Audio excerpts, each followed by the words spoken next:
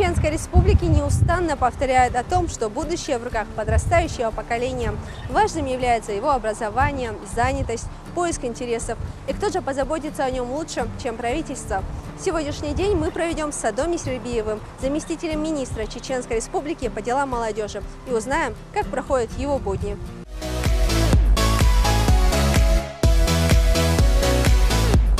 Добрый день, Садо. Спасибо, что согласился встретиться с нами. Добрый день, Жанна. Расскажи, пожалуйста, с чего начинается твой день? Мой день начинается с того, что я приезжаю на работу. Уже в голове есть все соображения, все планы, вся, скажем так, необходимая работа, которую нужно проделать. Мы исходим из того, что есть определенные задачи в области молодежной политики, которые стоят перед нами, как перед министерством. Мы обсуждаем, безусловно, министр дает свои какие-то указания, свои поручения. Он, соответственно, ориентируется на указания главы Чеченской Республики Рамзана Ахмадовича Кадырова. Мы уже стараемся их превратить в определенные проекты, мероприятия, акции, которые уже, скажем так, будут способствовать тому, чтобы эти указания и эти пожелания были воплощены в жизнь.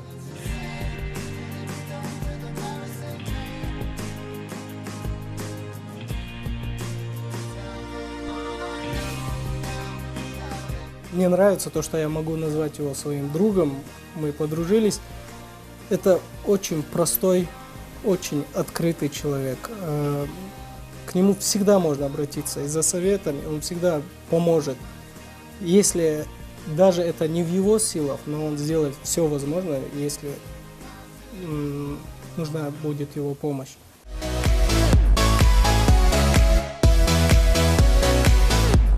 На твой взгляд, какие проекты стали самыми действенными, которые действительно заинтересовали молодежь? Различные проекты. Новые люди в основном у нас появляются, когда мы подготавливаем форум «Машук». Безусловно, этот проект и этот форум выявляет очень много талантливых молодых людей, которые уже затем здесь, в Чеченской Республике, реализуют свои проекты. Вот уже который год подряд ты руководишь общественными организациями. Расскажи, пожалуйста, поподробнее об их работе. Изначально я стал руководить патриотическим клубом «Рамзан». Очень громкая, нашумевшая организация, в хорошем смысле нашумевшая. Она создала определенный резонанс, создала какие-то новые форматы работы в молодежной политике здесь, в регионе у нас, которые сейчас используются и до сих пор живы. Первые флешмобы, первые какие-то перформансы, придуманные нами тогда, группой молодых энтузиастов, молодых людей. Сегодня эти люди вместе со мной пытаются сделать что-то полезное для своего общества, для своей республики. Мы понимаем, что есть такие проблемы, как наркомания, алкоголизм.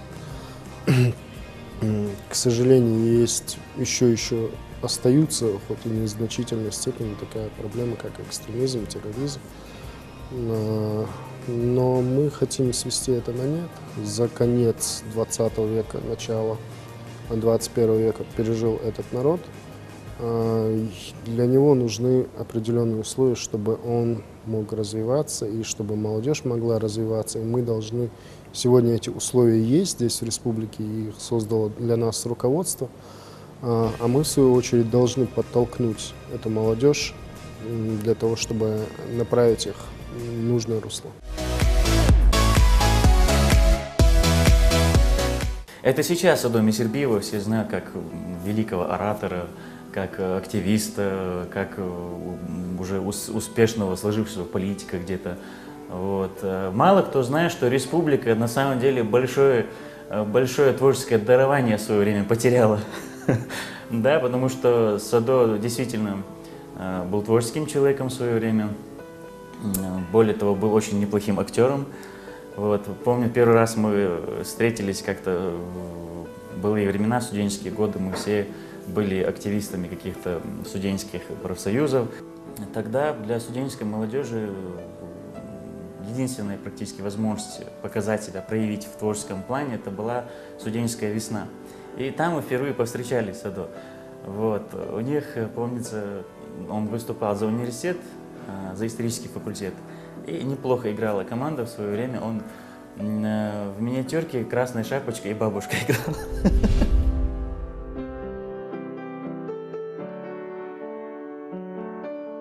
Молодые люди, они как-то полны энергии, идей, хотят внести в республику что-то новое. У тебя вот реально появилась такая возможность. Как ты это реализовывал? Что ты чувствовал? Ну, если говорить о Министерстве по делам молодежи, то в данном случае мне повезло. Вокруг молодежи всегда эта энергетика определенная. Они всегда стараются что-то сделать, что-то изменить, поменять мир к лучшему. И вот это стремление на самом деле нужно сохранять на долгие-долгие годы. Вот это юношеское стремление изменить мир к лучшему. Вот в клубе сейчас какие проходят акции, что вы, чем вы занимаетесь и насколько, вот лично твое мнение, насколько они эффективны? Как вообще к этому относится публика, которая видит там всякие флешмобы, допустим, что вот на улице происходит? Флешмобы мы проводим очень давно, и если говорить о первых из них, у нас было такое действие. Человек в центре города просто с сигаретой стоял, молодой парень. Группа незаметно подходит к нему, молодых людей, и вдруг они разворачивают огромное черное полотно и накрывают его. Ну, понятно, что этот молодой человек, он наш активист, это было еще в патриотическом клубе «Рамзан».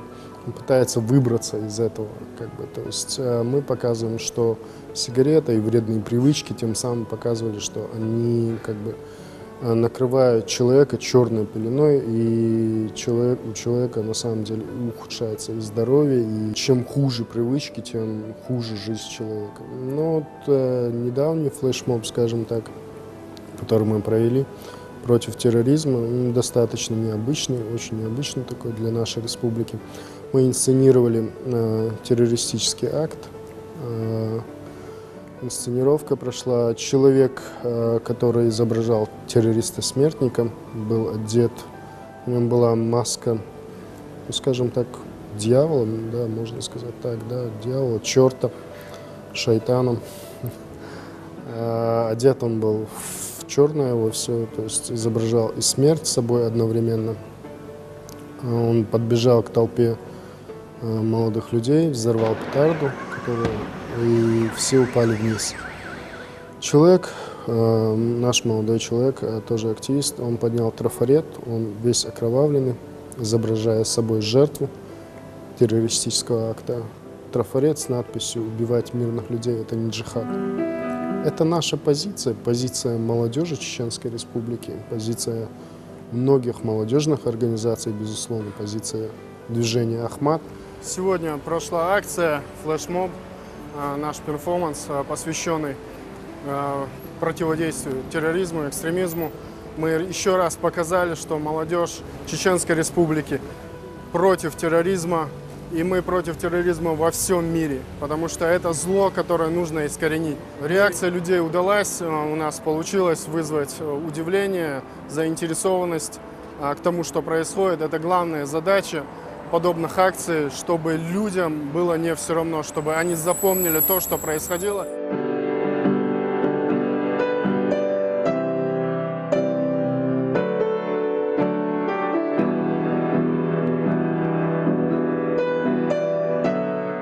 Для всех ребят, которые здесь есть в движении, он стал родным братом. Искренность, вот все, что он делает искренне от всего, от сердца.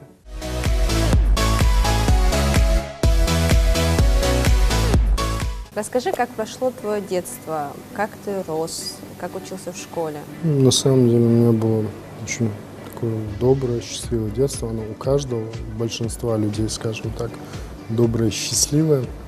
Обыкновенное детство советского ребенка.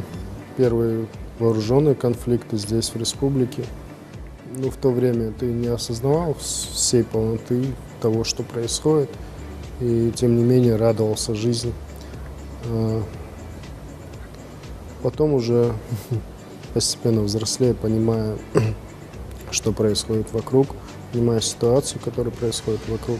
Это накладывало определенный отпечаток на твое отношение к миру, к тому, что происходит вокруг тебя. Любил читать книги.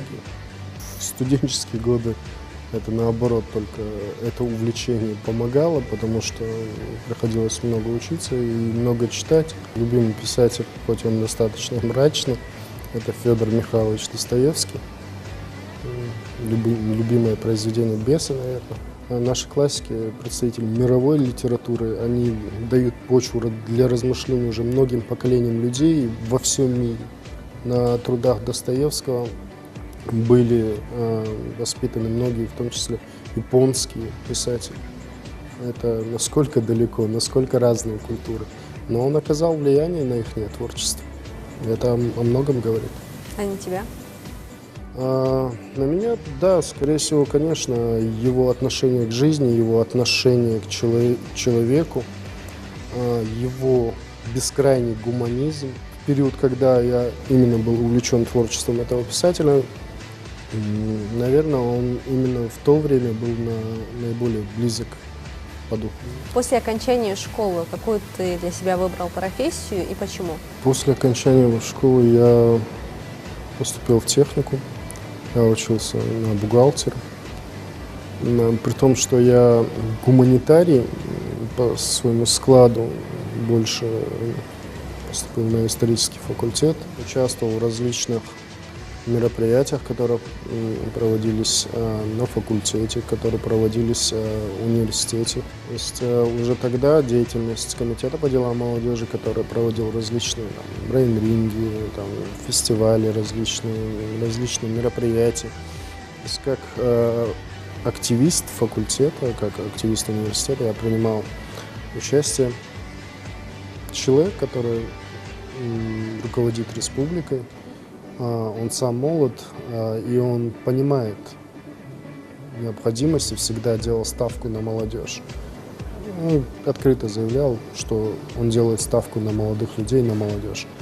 И, наверное, благодаря этой политике, благодаря тому, что был создан определенный климат здесь, внутри республики, я смог быть на той позиции, в которой нахожусь сейчас, на том уровне, наверное, только благодаря тому, что здесь созданы определенные условия для того, чтобы молодой человек мог себя, проявив себя, достичь тех позиций, того уровня, скажем так, который он хочет и может, наверное, в силу своих способностей достичь. Есть ли в твоей жизни определенная цель, к которой ты стремишься, пытаешься добиться ее, идешь к ней? Что-то вот такого конкретного, определенного нет. Наверное, я всегда хотел быть полезен людям, приносить какую-то пользу. И мне повезло, что вокруг меня появились люди, которые с такой же целью, с таким же настроем. Наверное, это и определяющее. Я всегда хотел делать что-то хорошее, что-то доброе. Мы с САДО прошли, как говорится, и огонь, и воду прошли, повидали много трудностей. Хочу сказать, что САДО как старший товарищ, как старший брат всегда помогал выходить из любой трудной ситуации с достоинством. Сегодня я горд, что у меня есть такой друг, такой товарищ, как САДО Месербиев.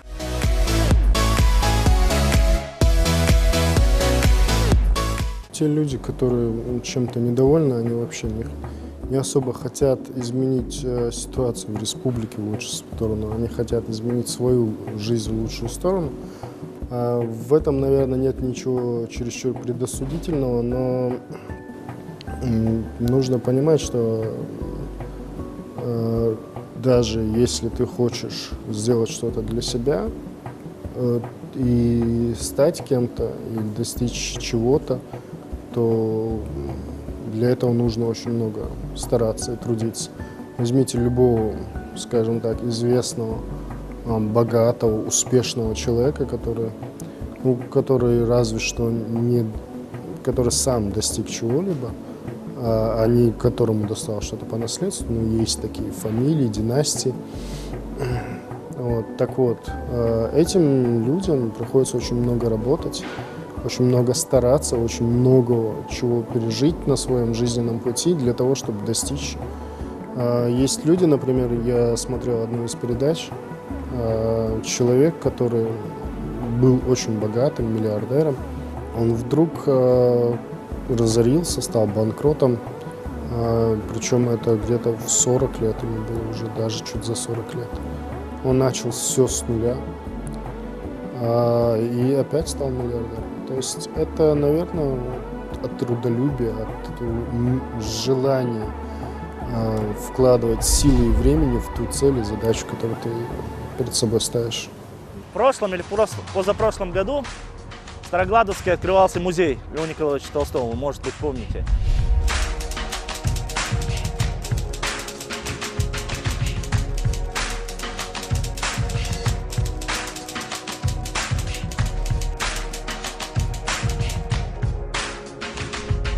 И после этой встречи мы с Садо решили найти место. Дело в том, что на Терском хребте есть то место, раньше оно было более такое огражденное, специально отведенное место, где Лев Николаевич Толстой сидел с Садом Месербиевым, общались. Такое место, где они могли говорить по душам. Прямо находилось на этом Терском хребте. Нашли мы это место или нет, мы не знаем, но предположительно, ориентировочно, как мы спросили у жителей села Толстой Юрт и Горчевское, как они сказали, примерно мы вот нашли это место, посидев там, поговорив, попытавшись пережить те самые чувства великого мирового классика и его друга, который спас его от смерти.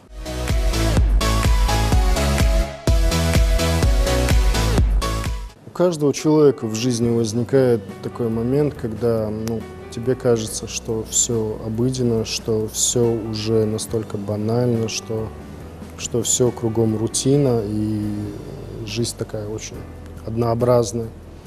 Нужно находить в себе силы заниматься тем делом, которое ты делаешь, и относиться к этому делу с ответственностью. Потому что от того, что ты делаешь, зависит очень много. От каждого человека зависит очень много. Нужно понимать, что трудности, они всегда бывают. Наверное, как говорят некоторые люди, без трудностей жизнь была бы неинтересна. Трудности, они всегда бывают, но нужно их преодолевать. В первую очередь, это вера во Всевышнего. Это то, что помогает каждому человеку. Это тот внутренний стержень, который внутри тебя, который идет еще с детства. Трудности, они закаляют, и нужно стараться их преодолевать, нужно все равно никогда не отчаяться, никогда не опускать рук, потому что на смену трудным временам всегда приходят хорошие. Нужно в это верить, нужно стараться не просто верить, но нужно еще и делать что-то для того, чтобы эти времена настали. Если говорить о том, чтобы я изменил в республике, то в республике происходит очень много изменений, позитивных изменений. И за очень короткий период времени происходит очень много событий. Менять что-либо, я думаю, что для каждого молодого человека нужно понять, если он способен на это, присоединиться к этим позитивным изменениям. Я бы ничего не менял, я бы оставил так, как есть, но, наверное, динамику этих изменений я бы хотел, чтобы она сохранилась в лучшую сторону. Садо, спасибо большое за встречу, не смею тебя больше задерживать, Ирис Хылон. Спасибо. Не за что. На сегодня это все. Я, Жанна Асуева, с вами не прощаюсь. Впереди нас ждут новые герои. Увидимся на телеканале Даймок.